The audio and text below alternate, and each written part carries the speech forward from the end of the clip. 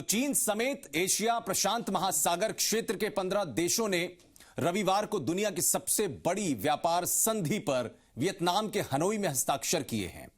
दुनिया के सबसे बड़े कारोबारी समझौते में जहां देश शामिल हुए हैं, तो एशिया का सबसे बड़ा बाजार कहा जाने वाला भारत इससे इनकार कर चुका है।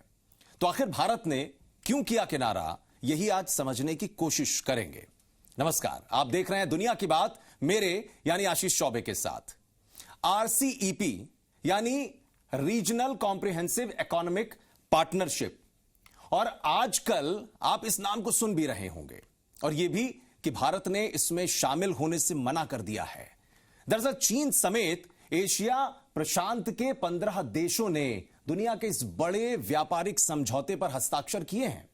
भारत ने इससे खुद को अलग कर लिया है। अब इसको समझने से पहले यह जानना बेहद जरूरी है कि RCEP आखिर है क्या। तो 10 देशों के दक्षिण पूर्व एशियाई राष्ट्रों के संगठन यानी कि आसियान, और इसी के सालाना शिखर सम्मेलन के खत्म होने के बाद रविवार को वर्चुअल तरीके से हस्ताक्षर किए गए इस समझौते पर। और यह समझौता करीब 8 साल तक चली बातचीत के बाद पूरा हुआ है। अब इस समझौते के दायरे में करीब करीब दुनिया की 30% अर्थव्यवस्था आ जाएगी। RCEP एक व्यापारिक समझौता है जो इसके सदस्य देशों के लिए एक दूसरे के साथ में व्यापार करने को बेहतर और आसान बनाता है।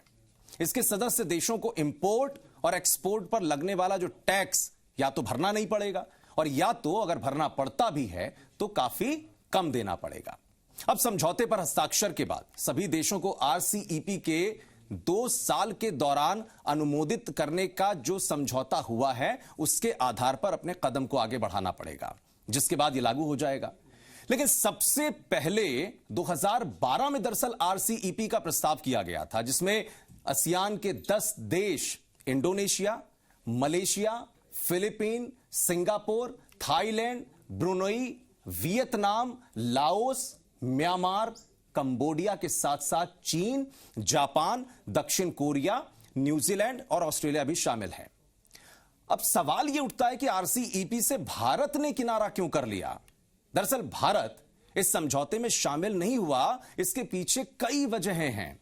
इस समझौते से भारत के मेक इन इंडिया, इस बात को आप थोड़ा और समझने की कोशिश कीजिएगा कि मेक इन इंडिया, आत्मनिर्भर भारत जैसे मिशन को झटका लग सकता है और चीन को भी तवज्जो देनी पड़ सकती है।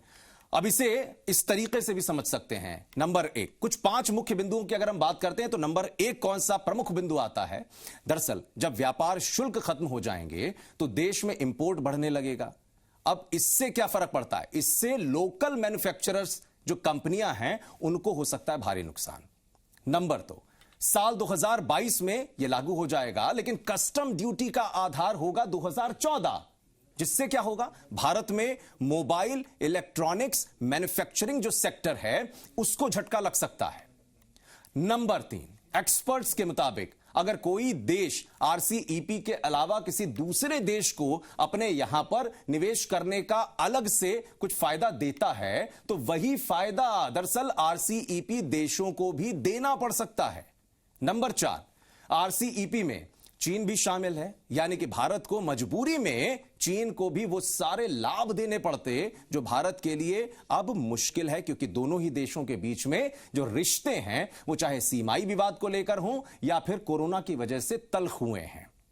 किसान और व्यापारी संगठन, ये 5वां बिंदु बड़ा प्रमुख है, क्योंकि किसान और व्यापारिक संगठन ये कहते हुए विरोध कर रहे थे कि अगर भारत में इससे शामिल किया जाता है या भारत इसमें शामिल होता है तो पहले से परेशान किसान और जो छोटा व्यापारी है वो तबाह हो जाएगा।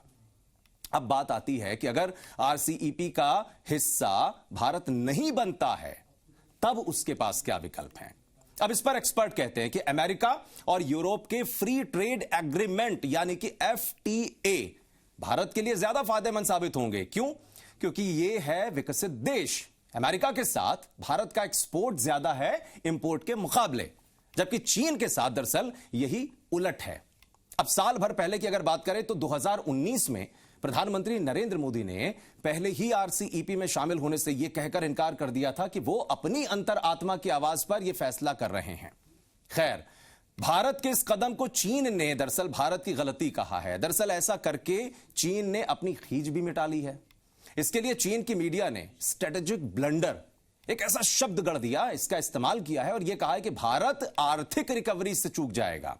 जबकि भारतीय विदेश मंत्री एस जयशंकर ने इसका जवाब देते हुए यह कहा कि भारत के इस कदम को वो और उनकी सरकार सही मानती है। क्यों?